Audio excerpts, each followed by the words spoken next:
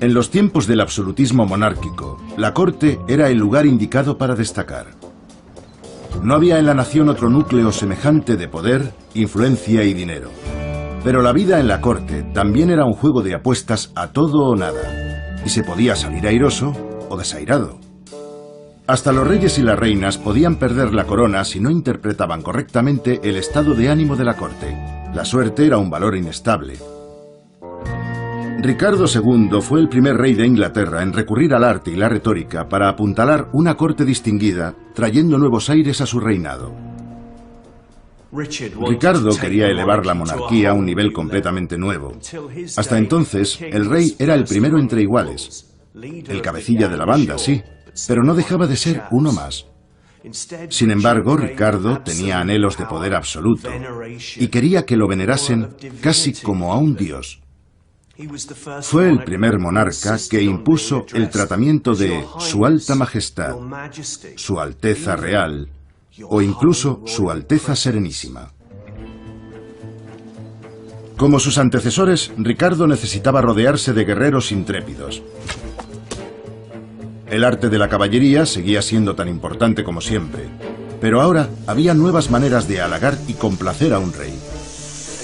Hace calor en las cocinas de Ricardo II. Entre ellas, vestirse para impresionar o contar historias. Geoffrey Chaucer es la primera superestrella de las letras británicas. Pero Ricardo no era fácil de contentar. Todo en su vida era raro y singular. A más de un cortesano le costó caro codearse con el rey.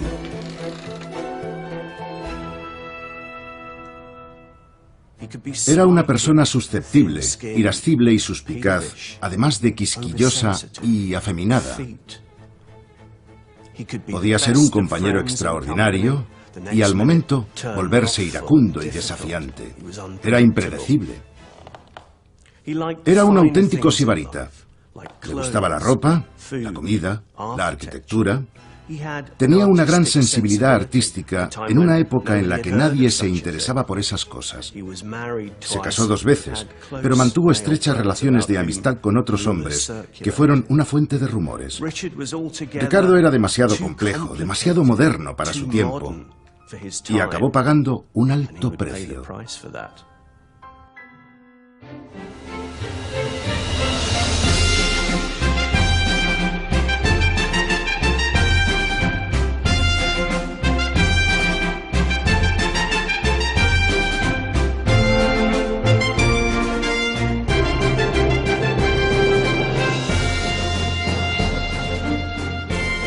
Manual del perfecto cortesano medieval.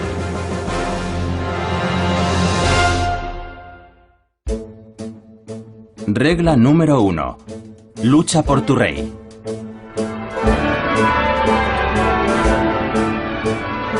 El reinado de Ricardo II comienza en julio de 1377 con una flamante coronación jamás vista en Inglaterra.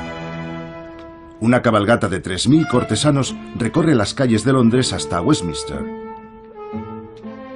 En la abadía, una alfombra roja hasta el altar mayor. Según un cronista de la época, fue un día de gozosa alegría y resonar de trompetas. En medio de esa fanfarria y esa locura, había un niño de 10 años. Ricardo era el más joven de los reyes coronados en esta abadía. Tanta magnificencia y la propia altura de estos techos hacen que, aún hoy, sintamos el peso y la presión de la estructura, la piedra, de la historia en sí. Ni que decir tiene cómo se le vendrían encima a un muchacho que apenas había dejado atrás la infancia. Ricardo no era el único al que le temblaban las piernas. La mayoría de los cortesanos vieron su primera oportunidad para acercarse al nuevo rey y causarle una buena impresión. Nadie era ajeno a la presión que generaba tal acontecimiento.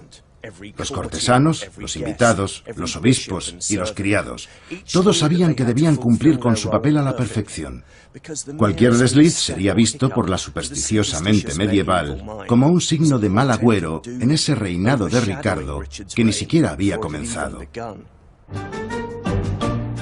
Entre gente tan variopinta, la figura más ilustre era la del llamado campeón del rey.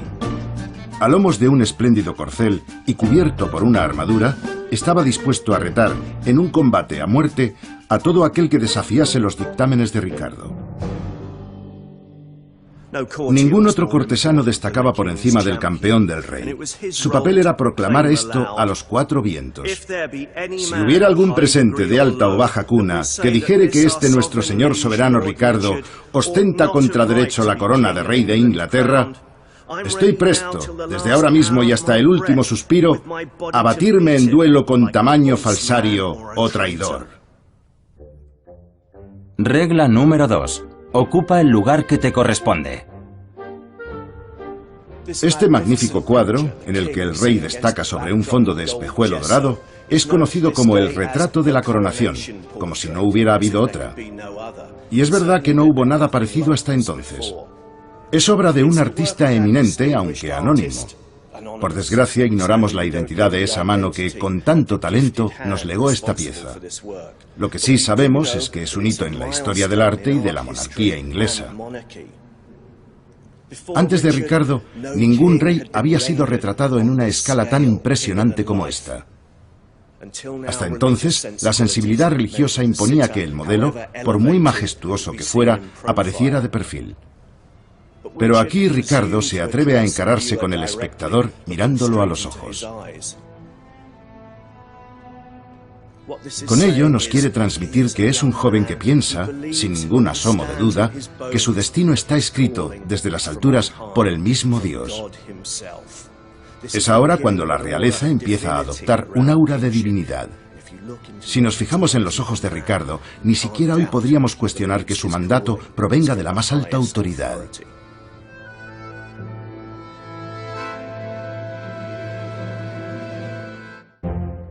Regla número 3. Viste para impresionar. Si uno quería prosperar en la corte de Ricardo, debía ir un paso por delante con respecto a las últimas tendencias. El propio rey era tremendamente atildado en el vestir. Llenaba su guardarropa de pieles, terciopelos y prendas doradas. Una vez confesó haberse gastado 20.000 libras, toda una fortuna, en un solo atavío. Los cortesanos debían ir siempre impecables de arriba a abajo. Creemos que somos los primeros que andamos preocupados por dejar huella, pero en el siglo XIV los cortesanos vigilaban muy bien sus movimientos. La gente se desvivía por no dar un paso en falso. En la ciudad medieval de Lavenham, famosa por sus prendas de vestir, Paul Ragg está cosiendo un zapato puntiagudo propio de la época, los pulains o botas polainas.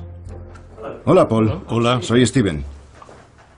¿Cómo estás? Bien, gracias. Veo que sigues aceptando encargos de los elfos. ¿Me puedo sentar? Sí, por favor. ¿Qué estás haciendo? Unos zapatos, unas polainas. No he visto nada parecido. ¿Cómo se las apaña uno para confeccionar este tipo de calzado? Lo primero que hay que hacer es sacar un patrón de los pies, hacer un dibujo del contorno. Luego hay que medir el largo y el ancho. Con ello saco entonces una horma de cuero y la coso de dentro hacia afuera, siguiendo la costura de la suela. Cuando el zapato está listo, se deja en remojo y se le da la vuelta. ¿Sabes si variaba mucho el modelo según quién lo llevara? La longitud del zapato dependía del nivel social de cada uno. A la gente humilde solo se le permitía llevar unas polainas muy cortas.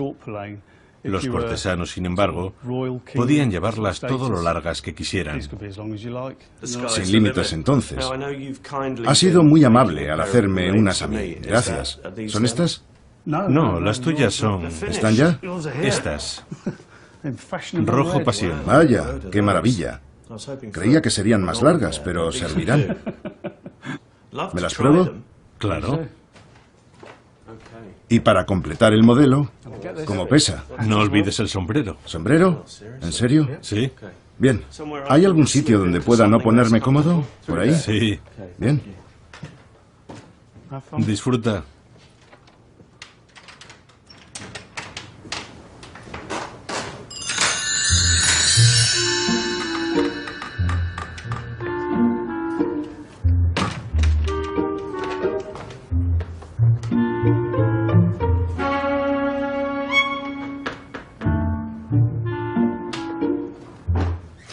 Bueno, Paul, enhorabuena. Gracias. El único problema es que no tengo un bolso que combine. ¿De qué talla son? Un número enorme. Para llenar la habitación.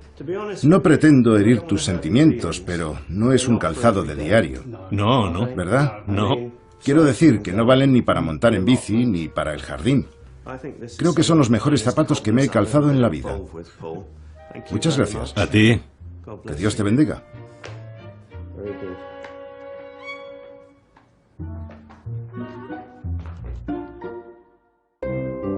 Regla número 4. Da sabios consejos. Ricardo pasó la niñez eclipsado por la figura de su padre, el príncipe negro. Un guerrero feroz y despiadado que siempre andaba librando batallas. Su prematura muerte le barrió toda opción de subir al trono e hizo que la corona pasase directamente al pequeño Ricardo. ¿Quién entonces podría asesorar al joven rey? Lo que le hacía falta a Ricardo era un modelo a seguir, una figura paterna. Y no eran pocos los candidatos. Estaba su tío, Juan de Gante, sus tutores, Simon Burley y Guichard d'Angle, e incluso el chambelán de la familia, llamado Aubry de Villa. Sin embargo, el más capacitado era el arzobispo de Canterbury, el mismo que le había puesto la corona a Ricardo el día de su proclamación. Me refiero al piadoso Simon Sudbury. Sudbury fue siempre un leal servidor de Ricardo. Tras la muerte del príncipe negro, calificó al rey como un hijo virtuoso y la viva imagen de su padre. Ricardo lo convirtió en uno de sus preceptores de confianza. Pero en 1381, durante la conocida como la Revuelta de los Campesinos, ser la mano derecha del rey lo ponía en el punto de mira.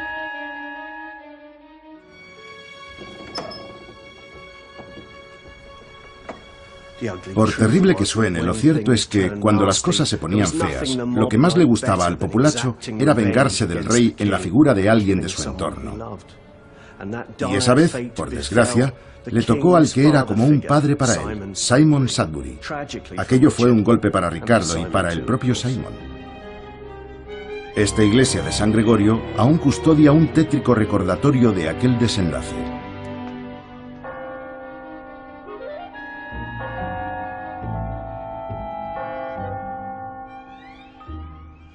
Buenas tardes, pastor. Buenas tardes. Bienvenido a la iglesia de San Gregorio. Gracias. Tengo entendido que aquí se guarda una reliquia increíble de Simon Sudbury. Sí, se podría llamar así. Está aquí, sí. Por aquí, Steven. La cabeza está justo aquí. ¿Cabeza? Sí, cabeza. ¿Una cabeza? Aquí la tienes. ¡Madre mía! Esta es la cabeza de Simon Sudbury. Y digo bien cabeza, no calavera, porque aún hay restos de carne, piel y cartílagos. ¿Y cómo se llega a ese proceso de momificación? Bueno, fue decapitado en la Torre Blanca, víctima de la revuelta de los campesinos. Luego ensartaron su cabeza en una pica sobre el puente de Londres. Al parecer, aquel fue un verano muy caluroso, y yo creo que eso influyó en esta especie de momificación. Entonces la buena gente de Sudbury se apiadó de aquella cabeza y decidió devolverla a su ciudad natal, que es aquí donde estamos ahora, y de donde no se ha movido desde hace más de 600 años. ¿Podemos sacarla para verla? No podemos tocarla. ¡Qué pena! Pero si quieres, te puedo contar algo más sobre ella. Claro. Algo que yo mismo vi en una ocasión. En la parte posterior del cráneo, aún se pueden ver las marcas de la decapitación. Según los historiadores, hubo que aplicar 7 hachazos. Tuvo que ser horrible.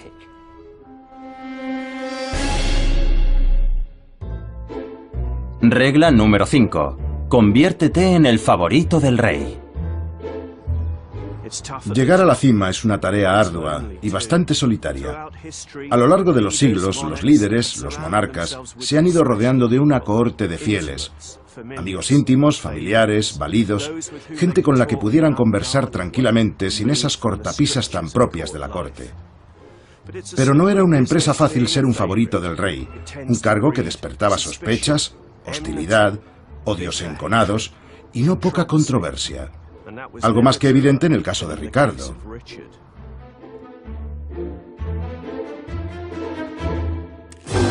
A uno de aquellos privados del rey se le miraba con más recelo que a ningún otro. Se llamaba Robert de Vía, el 9º conde de Oxford. Esta es su residencia. El carácter tan íntimo de su relación con Ricardo fue motivo de resquemor e incluso de escándalo. Puede que una cosa llevara a la otra. Thomas Walsingham, un señalado cronista de la época, que podría darle sopas con onda a los reporteros de la actual prensa amarilla, dejó escrito sobre aquella relación. Según algunos rumores, su intimidad con Lord Robert, así como su profundo amor y afecto por él, no están exentos de una cierta mácula de obscenidad. O, por decirlo en el latín de Walsingham, Ricardo era culpable de familiaritatis obsoenae. Al lado del castillo, una descendiente de Vía, Demitra Lindsay, sigue viviendo en la casa de la familia.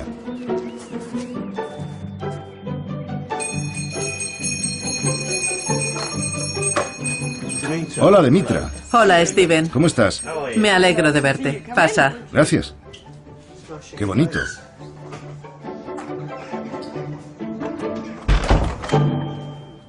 Me gustaría que hablásemos de tu célebre antepasado y de su amistad con el rey.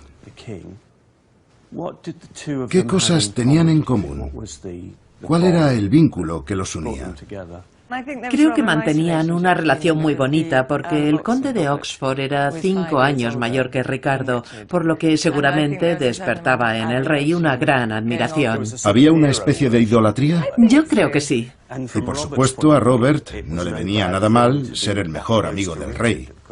Claro, fue sin duda magnífico para él. El rey Ricardo creó el título de marqués solo para Robert. ¿Se lo sacó de la manga? Sí. E imagínate la cara de todos esos condes cuando vieran que de pronto existía un nuevo título al que no podían aspirar. Y a Robert no paraban de lloverle los parabienes, los títulos y las haciendas. Me imagino que despertaría muchas envidias. Sí, aquello puso celosa a mucha gente en la corte. Así que tú no concedes crédito alguno a esos rumores que apuntan a una relación algo más que platónica y amistosa. Seguro que te han llegado comentarios de ese tipo. Sí, por supuesto. Pero habría que poner en contexto aquella relación. Estamos hablando de 2 chicos que crecen juntos en este lugar tan extraordinario, en una época feliz y de paz para Inglaterra. Así que ellos solo se dedican a pasárselo bien y a salir de caza de vez en cuando.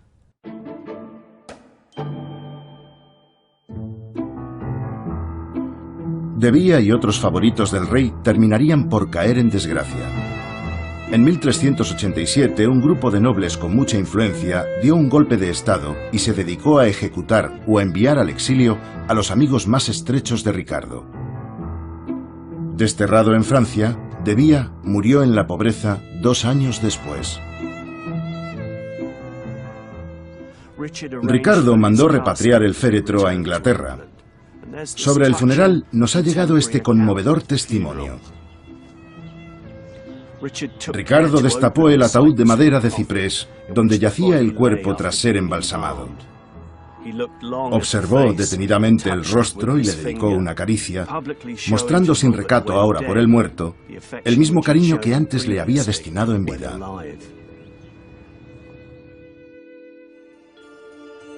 Regla número 6. Adéntrate en la mente del rey.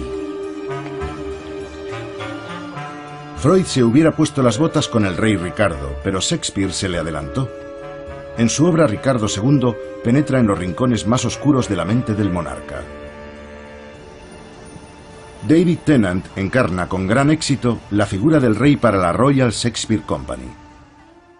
Ni toda el agua del áspero mar puede quitar el óleo a un rey ungido. Así que te has metido en la piel de Ricardo II. ¿Qué se siente al estar en su pellejo cada noche? Bueno, hay algo especial en eso de sumergirte en una fanfarria de trompetas cada vez que te subes al escenario. Es una experiencia muy... ¿Muy qué? Es evidente que hace que te hinches como un pavo.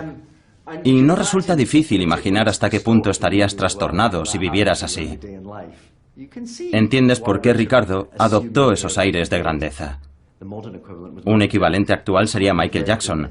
Alguien que desde muy joven llevó una vida diferente del resto y al que nadie trataba con naturalidad. Al final, lo más probable es que termines creándote una personalidad bastante extraña y difícil de entender. Y eso es porque, en el fondo, no eres como los demás. El Señor tiene un ángel a sueldo celestial para su rey, pues Dios lo justo defiende. Cuando lucha un ángel, los hombres perecen. ¿Te puedo preguntar por el peinado? ¿Responde a una investigación exhaustiva? No, todo lo contrario. Por los retratos que nos han llegado, sabemos que Ricardo tenía una mata de pelo rojizo. Pero había en él una cierta androginia. Así que buscamos algo que reflejase esa condición. Algo que nos diera una idea de su singularidad dentro de la corte. ¿Puedes imaginarte como un hombre de la corte? Porque eso es lo que analizamos. ¿Cómo hubiera sido tu vida? Creo que uno debía sentirse todo el día en la cuerda floja. Como los monarcas solían ser unos déspotas, aunque uno siempre le estuviera bailando el agua, un día podía ser su favorito y al otro quedarte sin cabeza.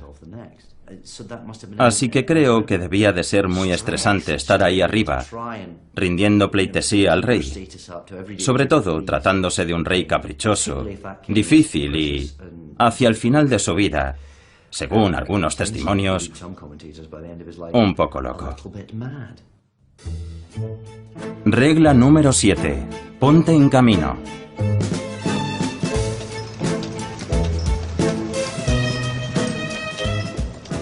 En la Edad Media, a un rey no le bastaba con reinar. También tenía que dejarse ver. Y la mejor manera de preservarse contra aprensiones, intrigas, maledicencias y maquinaciones era mostrarse en público por las ciudades, pueblos, aldeas y caseríos, a fin de que todos supieran quién estaba al mando. Ricardo no dejaba de recorrer su reino de punta a punta en lo que se conoce como las giras del rey. En cuestión de 4 meses partió de King's Landing y pasó por Thame, Woodstock, Northlich, Gloucester y Worcester antes de poner rumbo al norte y regresar después por Northampton, Newport Pagnell y Dunstable hasta alcanzar de nuevo King's Landing. Meses después recaló en el castillo de Leeds. El obispo de Ely consignó con desesperación en el registro parroquial, allá por la década de 1380, que había recibido la visita de una multitudine copiosa, es decir, una muchedumbre, o en cristiano, que se había armado una buena. Para atender sus requerimientos a lo largo del camino, Ricardo se rodeaba de un cortejo de nada menos que 1000 hombres. Estaba compuesto por oficiales de la corte, soldados, sirvientes y meretrices. Después de su matrimonio con Ana de Luxemburgo, se sumó una servidumbre de 120 miembros destinados a sus cuidados en los desplazamientos. Como escribió el cronista Walsingham, Ricardo pecó de non offerre sed aufferre, que significa hoy por mí y mañana también. En teoría, la visita de un rey suponía un gran honor. En la práctica, solo aquel que tuviera las arcas bien provistas se podía permitir tal cosa. Era para echarse a temblar. Ricardo y su séquito, siempre hambriento, podían acabar con toda tu despensa y hasta con tu fortuna. Era el peor invitado. Gracias, Gavin. Regla número 8. Aprende a ser una dama.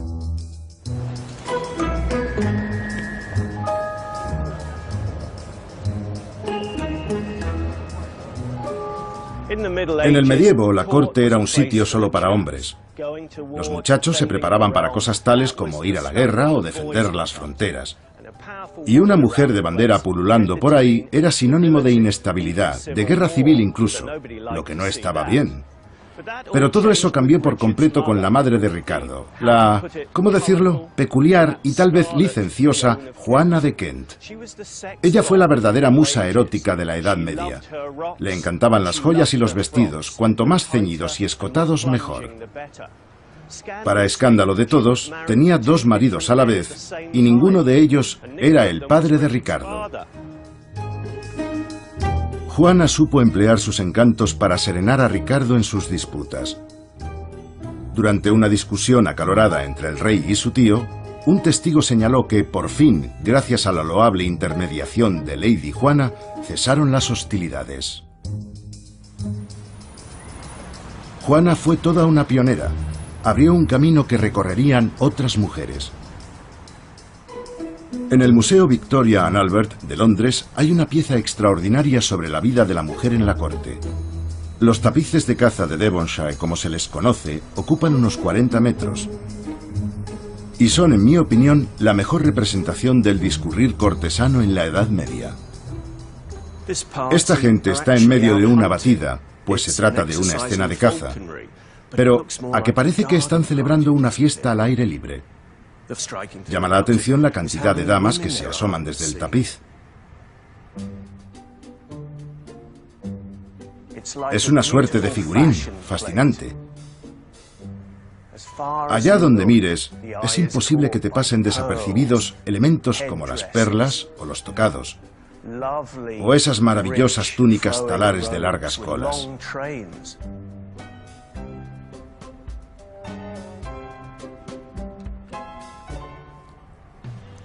Ricardo congeniaba muy bien con las mujeres de la corte. A fin de cuentas era un pacifista y eso hizo que bajo su reinado floreciera otro tipo de virtudes más civilizadas, si queremos decirlo así, como el estudio y la erudición. Nada que ver con aquel ambiente tan viril de otras épocas como la de su padre o cualquier otro monarca medieval. Pero las mujeres que escalan puestos en la pirámide social siempre acaban sacando de quicio a algunos. Walsingham, el cronista, se lamentaba de que los caballeros de la corte eran más de Venus que de Marte, más avezados en las maniobras de alcoba que en las de la batalla.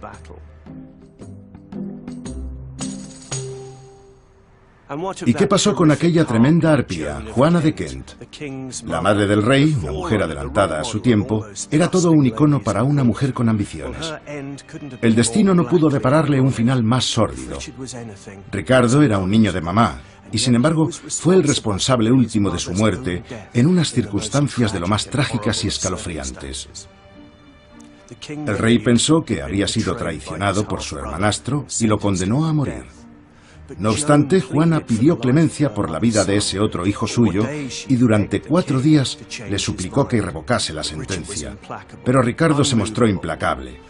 Al 5.º día, Juana expiró, dicen que con el corazón hecho añicos. Caprichoso y obstinado hasta el final, Ricardo acabó perdonándole la vida a su hermanastro. Un poco tarde para Juana. Regla número 9. Date un baño.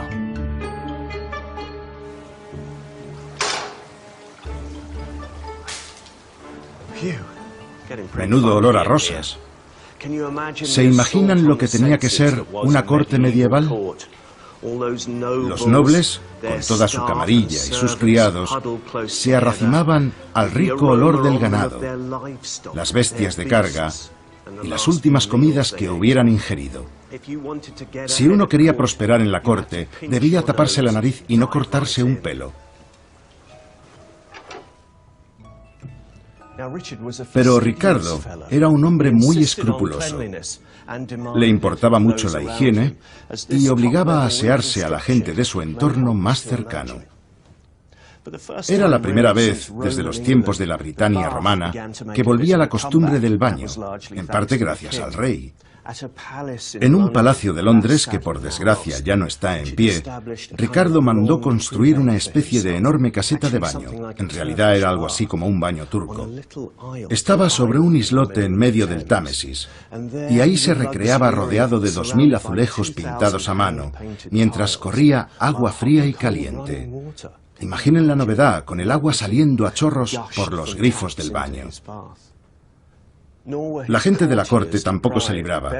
Hay que tener en cuenta que aquella era una época en la que no solo echaba peste el populacho. El rey también pensó en el alivio y la comodidad de los demás, y así en el mismo palacio había letrinas de uso común. Los historiadores llevan tiempo buscando indicios de estas letrinas, pero hasta el momento no han dado con nada. Regla número 10. Lleva tu emblema con orgullo. El Colegio de Armas es la institución que vela por la heráldica en Inglaterra. La gente sigue acudiendo aquí para hacerse con su escudo de armas, pero junto a algunos muy distinguidos hay otros menos célebres. Los cortesanos lucían el emblema real como una forma de proclamar su lealtad a prueba de bombas. El rey de armas, Peter O'Donoghue, me va a enseñar algunos de los tesoros más antiguos de la colección.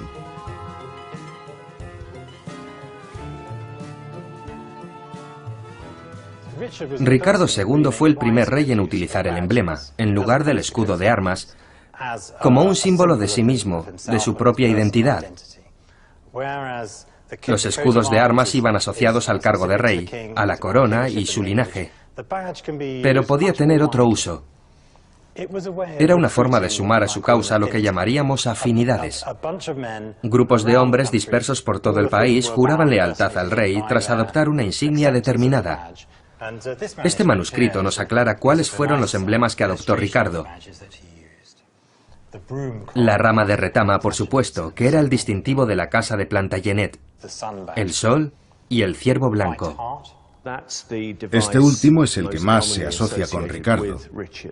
Sí, es un símbolo que tiene un fuerte vínculo con Cristo, pues representa cosas como la humildad y el sacrificio, que eran virtudes con las que Ricardo se identificaba profundamente.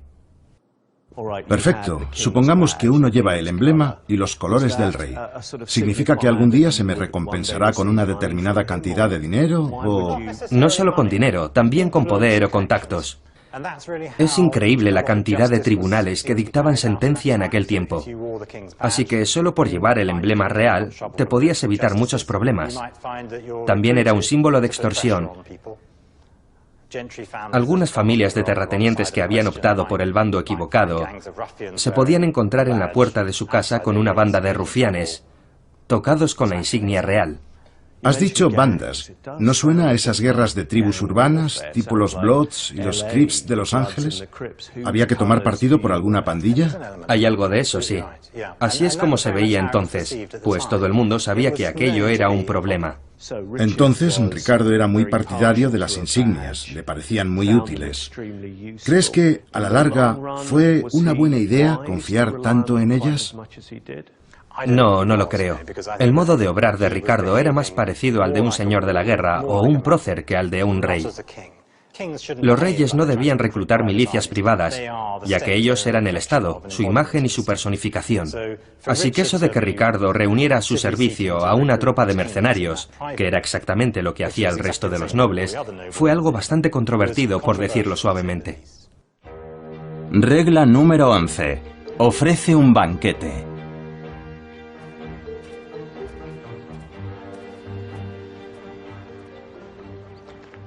En la Edad Media, la forma más sencilla de llegar al corazón de un rey era traspasándoselo con una daga. Y Ricardo vivía con ese miedo. Pero también se podía siguiendo una ruta más convencional, a través del estómago. Le encantaba comer. No era de esa clase de nobles que roen huesos de pollo y se los tiran al perro. Hoy Ricardo sería un defensor de la Nouvelle Cuisine. El primer libro de cocina del que se tiene noticia en Inglaterra fue escrito para él. Eran 196 recetas de todo tipo, desde el manjar blanco hasta la sopa de marsopa. Por cierto, esa sopa no se hacía con marsopa, sino con delfín.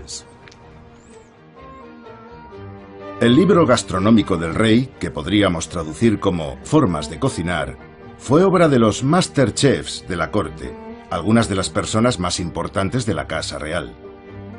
En las cocinas tenían a su cargo a más de 300 trabajadores entre pinches, parrilleros y adobadores. Alguien que sabe muy bien cómo se prepara un plato medieval es Clarissa Dixon Wright. Clarissa. Hola. ¿Cómo estás? Bien. Me alegro de verte. Lo mismo digo. Bienvenido a mi humilde cocina. Es un sitio encantador. Sí que lo es. ¿Hay algo para cenar? Bueno, sí. Tenemos egredú de conejo. Mi favorito. ¿Qué otro plato podría superar un egredú? ¿Qué narices es eso? Agridulce. Ah, ya. Claro. En los restaurantes chinos puedes pedir bolitas de cerdo agridulce o... Pero tú has dicho conejo, ¿no? Sí, el conejo era el plato de lujo por excelencia. Venga ya. Sí, era prohibitivo. Solo se podían criar en conejeras y hasta los grandes señores se peleaban por obtener una licencia que les permitiera tener una. Lo primero que vamos a hacer es preparar la salsa. Tenemos aquí un poco de cebolla picada. Y a eso se añade pimienta negra de la India, jengibre y canela de las Islas Molucas y pasas de Corinto. Así que esto era toda una exquisitez. Sí, claro. Era el plato estrella de la época. No había nada comparable. ¿En serio? Al menos en términos económicos. Y ahora un poco de vinagre para añadirle lo agrio. A lo dulce. Sí. Bueno, ¿quieres ser mi pinche? Un honor. Estupendo. Bien, ¿qué hago? ¿Añado el conejo? Sí. ¿Todo? Todos los trozos. ¿Cómo suena esto? Allá voy. Muy bien. ¿Qué calor hace? Sí. Qué buena idea haberme puesto un traje. ¿Por Genial. qué crees que lo haces tú? Ya, claro. Hace bastante calor en las antiguas cocinas de Ricardo II. Huele a Navidad. Por la canela. Ya. ¿Cómo lo ves? Perfecto. De verdad, perfecto. ¿Y lo dejamos cocer? ¿Cuánto? Unos 35 o 40 minutos más o menos. Cualquier festín era verdaderamente pantagruélico. Un banquete podía convocar a 2000 invitados que se distribuían en mesas a lo largo de varias estancias. Entre todos daban cuenta de un menú kilométrico. Esta es una lista de la compra para una de las fiestas de Ricardo. Había de todo. Zarapito, por ejemplo. 120 zarapitos. Sí. Vaya. Tiene un sabor parecido al de la carne magra de vacuno. Ya. Conocí a un viejo guardabosques que lo había probado. Fíjate, hay un montón de carne salada porque la tenían todo el invierno en salazón, pero también fresca. Sí, venado en salazón y venado fresco. Sí, fresco. Esto es frailecillo. Sí, dice que sabe parecido al urogallo. 60 frailecillos. ¿A dónde tienes que ir para encontrarlos? Creo que antes había más ejemplares de los que hay ahora. Creo que esto ya está. Se ha caído la cuchara. Vale. Aparto la sartén. Muy bien. Bravo. ¿Un par de trozos? Sí, ¿Nos vamos a la mesa? perfecto. Ahora, como es obvio, solo me falta un tenedor. No había tenedores. ¿No? No, era muy raro, incluso en la época de los Tudor. Ah, sí. Sí, hasta que no llega Jacobo I no se empiezan a usar. Entonces con las manos. Con cuchara. Claro. Lo mejor es que fueras al banquete con tu propia cuchara. Y con un cuchillo. ¿Empezamos? Claro. Después de ti. ¿Está bueno? Muy rico. ¿Qué te parece a ti? Está sabroso. Sí, ha quedado muy rico. Me encanta el crujiente de las cebollas y las pasas. Viajaría atrás en el tiempo. ¿Sí? Hasta la Edad Media. Regla número 12. Arrodíllate ante el rey.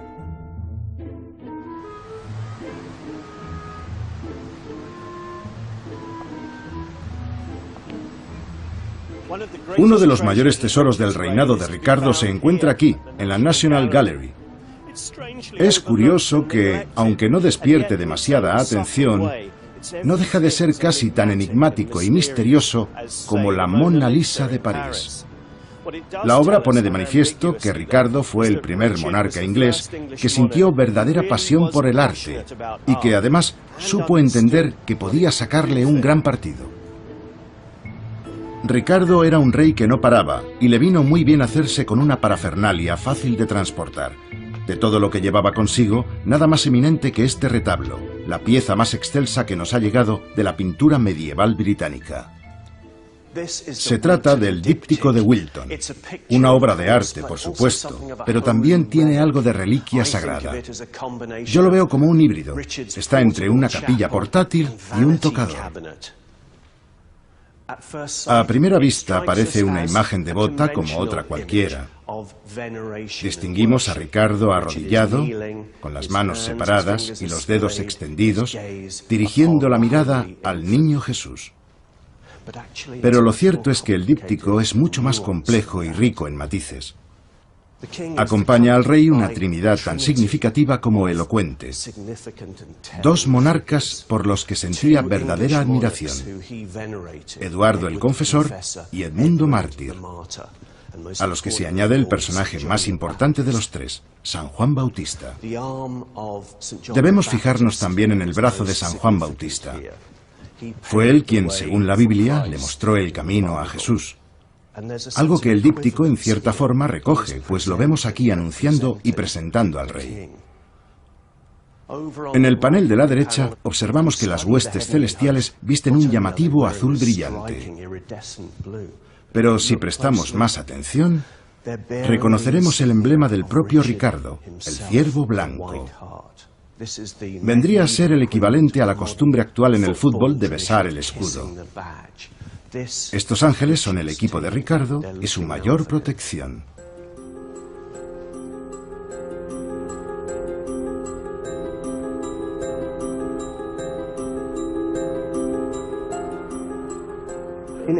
Con todo su encanto y todo su recato, así a primera vista, la obra es un ejemplo mayúsculo de cuánta ambición puede llegar a albergar un rey.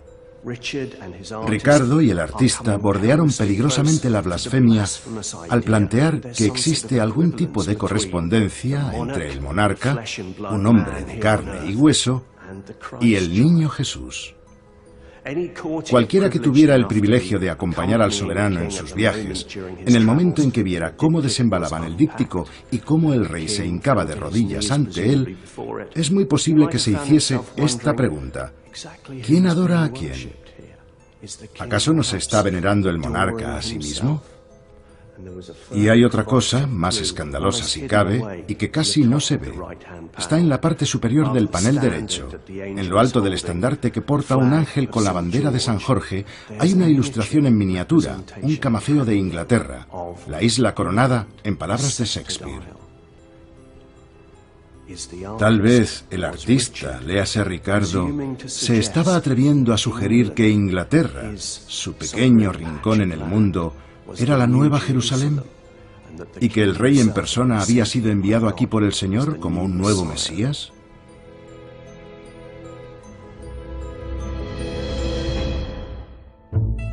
Regla número 13. Suénate la nariz.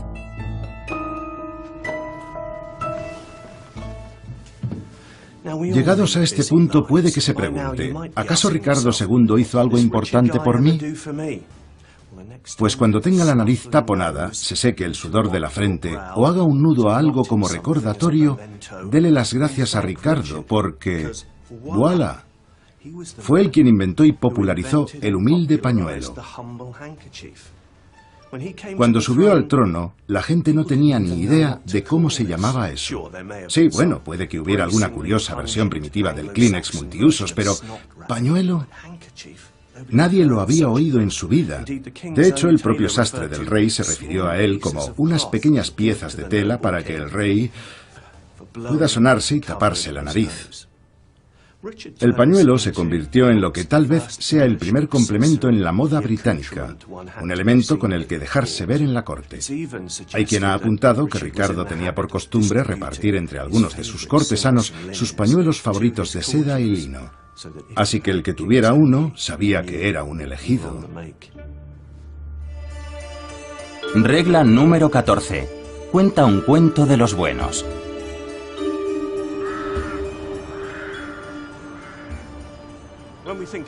Cuando aludimos a la Torre de Londres, nos imaginamos un lugar siniestro, un sitio destinado al castigo, la tortura y hasta la ejecución. Pero en la época de Ricardo II se parecía más a un palacio que a una prisión.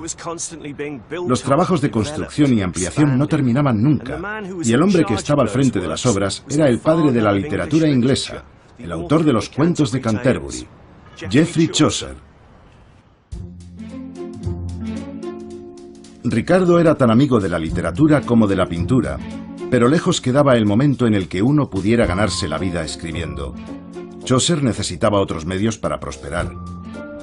Entre sus múltiples empleos estaban los de secretario de obras del rey, soldado, diplomático, agente matrimonial, guardabosques en florestas reales, censor de costumbres y miembro del Parlamento. Tendrían que pasar 100 años para que se designara al primer poeta laureado de Inglaterra, pero Chaucer contó con el favor del rey y gozó de una gran popularidad. En el Corpus Christi College de la Universidad de Cambridge se conserva un sorprendente manuscrito iluminado con uno de sus poemas. Se trata de una de las obras de Chaucer menos conocida, pero también más aplaudida por la crítica, Troilo y Crésida. Cuenta la trágica historia de un amor imposible entre un guerrero, bastante insensato en los asuntos del corazón, y una heroína infiel. Están en juego, pues, los temas favoritos de la época y la corte de Ricardo: el amor cortés, el honor y la galantería. Pero lo más valioso y revelador del libro no es solo el texto, sino las preciosas obras de arte que contiene.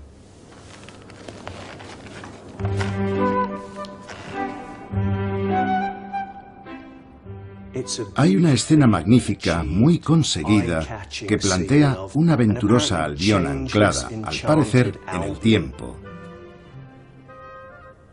Reconocemos a Ricardo porque es el único que viste de lujo. Va cubierto de oro de arriba a abajo y hasta luce un sombrero áureo.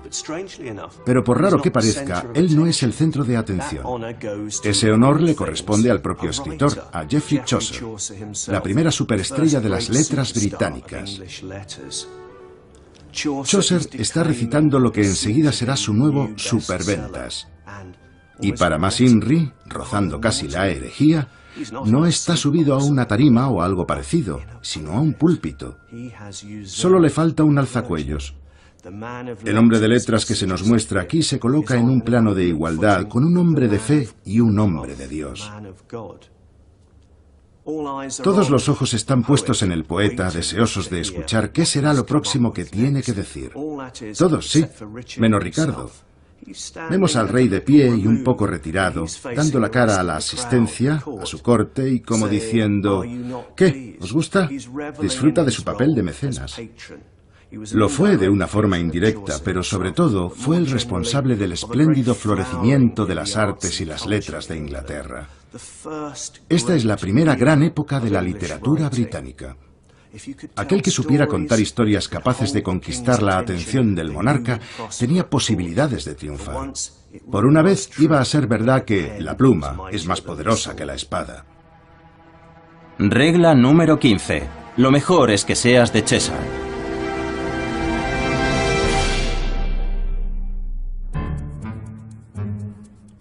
Ricardo se granjeó enemigos, y eso hizo que anduviera siempre preocupado por su integridad.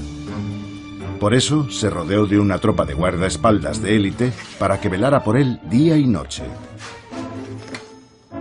Eran conocidos como los arqueros de Cheshire, pues eran 311 expertos flecheros, todos ellos de Cheshire. En esta orden de caballería moderna todavía practican el tiro con arco al modo de la guardia ricardiana. Kevin Hicks me va a dar un par de lecciones bien dadas. ¿Qué significaba formar parte de esa guardia de élite, los arqueros de Cheshire? Si eras uno de los elegidos, ya eras alguien. Podías disfrutar de los mejores ropajes, de favores reales, una buena paga y una buena comida. Eran como las fuerzas especiales de la época y lo llevaban con orgullo. Eran auténticos mercenarios. No parece que fueran unos chicos a los que a uno le gustaría encontrarse una noche en el callejón de atrás de una taberna. A cualquier hora podían tocar tu puerta y a saber. Lo normal es que te arrestaran con violencia. La gente les tenía pánico. Eran matones a sueldo. ¿Eran unos fuera de la ley? ¿Hicieran lo que hiciesen, nadie podía protestar? ¿Solo el rey? Entonces no bastaba con ser habilidoso con el arco y las flechas, había que ser de Cheshire y tener una presencia intimidatoria, mala leche y cierto atractivo para encajar bien, ¿no? Ser uno de ellos. Vamos a ver, allá voy. Te coloco la flecha. Sí, de acuerdo. Tira suavemente, siente su peso y lánzala con fuerza. ¿Un tira y afloja? Un tira y afloja, sí. ¿La giro hacia arriba? Sí, sí, relájate.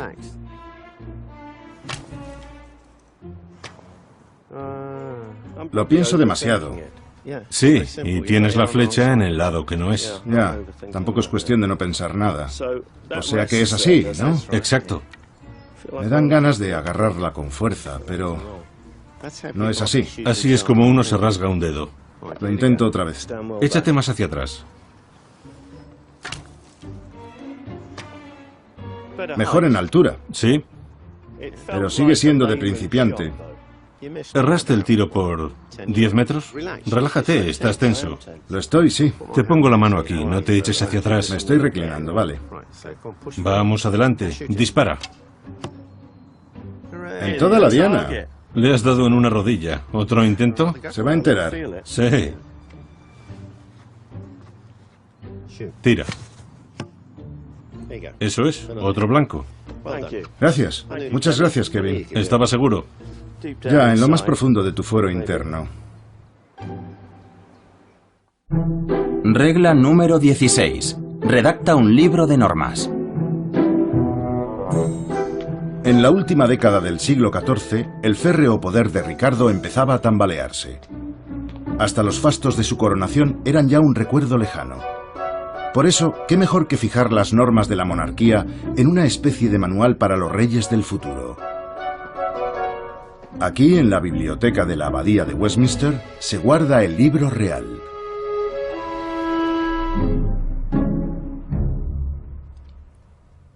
Este asombroso manuscrito tiene 600 años.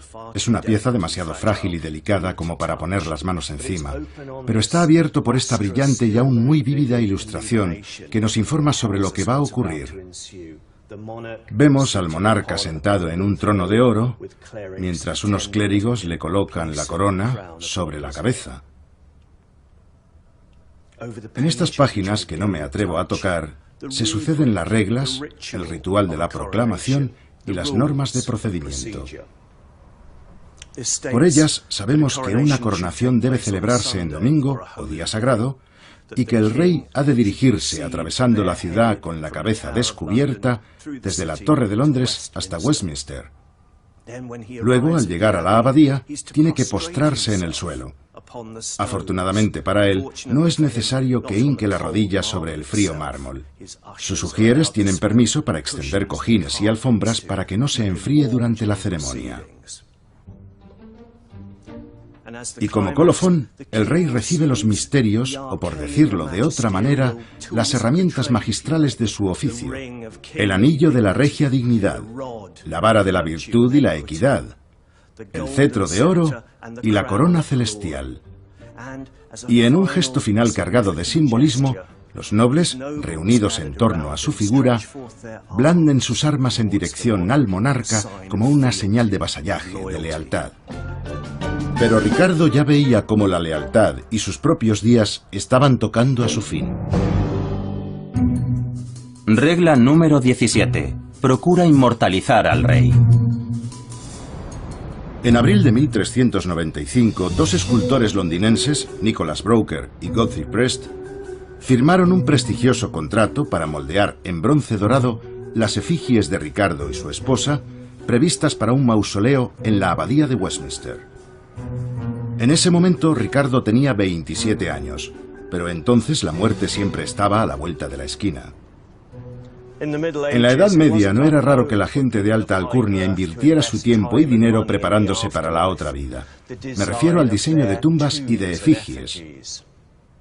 Era una forma de asegurar el patrimonio y también de poder levantar un santuario, un lugar al que los familiares y seres queridos pudieran acudir a rezar y a rogar por el finado, con vistas a que su alma pasase el menor tiempo posible en el purgatorio antes de su ascenso a los cielos. Pero esto era otra cosa. Se trata de una de las obras más caras dentro de la arquitectura funeraria de la época medieval. Y tampoco era nada corriente que se preparase una doble efigie. Ricardo yace para toda la eternidad acompañado de su primera esposa, Ana. El rey dio su visto bueno a un boceto que hoy por desgracia no conservamos, y Broker y Prest se pusieron manos a la obra. El esmero que pusieron para lograr un verdadero parecido con el original no fue normal. Es una obra maestra de una exquisitez puramente medieval, los términos casi contrapuestos hasta Ricardo II. Anuncia la sofisticación del Renacimiento. Si alguien necesita una prueba de la importancia de Ricardo en el devenir de las artes, aquí la tiene en este momento eterno, esculpido por los siglos de los siglos. Ricardo no podía siquiera sospechar que los trabajos de su sepulcro acabarían in extremis. El rey se había convertido en un tirano paranoico. Cuando le arrebató de mala manera las tierras a su primo Enrique IV, empezó a cavarse su propia tumba. Enrique comandó un levantamiento contra Ricardo, que fue encarcelado y obligado a abdicar. Unos meses después, en febrero del año 1400, Ricardo fue encontrado muerto de inanición.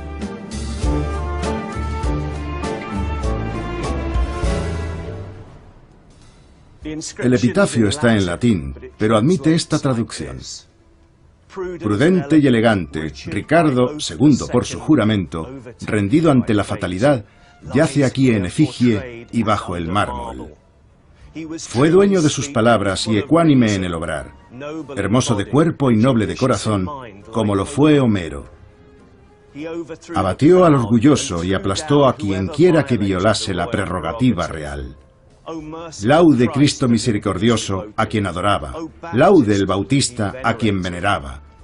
Ojalá vuestras oraciones puedan salvarlo.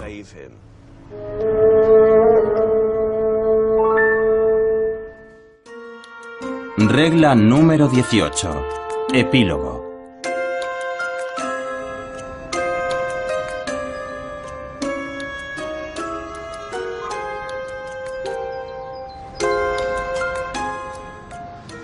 Ricardo II coqueteó con lo blasfemo cuando quiso verse como un elegido con una misión divina en la que su Inglaterra sería una nueva Jerusalén.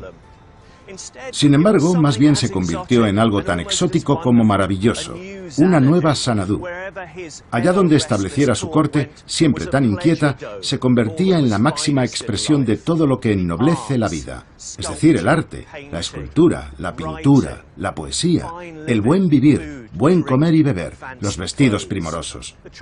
Lo que pasa es que, aun siendo un magnífico mecenas de las artes, también fue un rey pésimo, y tanto su legado como el recuerdo del hombre en sí son conflictivos y contradictorios. Por un lado, dio paso a la primera edad de oro de las artes inglesas, por decirlo así. Por otro, a él le debemos el derecho divino de los reyes. El tirano que puede amasar una fortuna ilegal y cometer todo tipo de tropelías.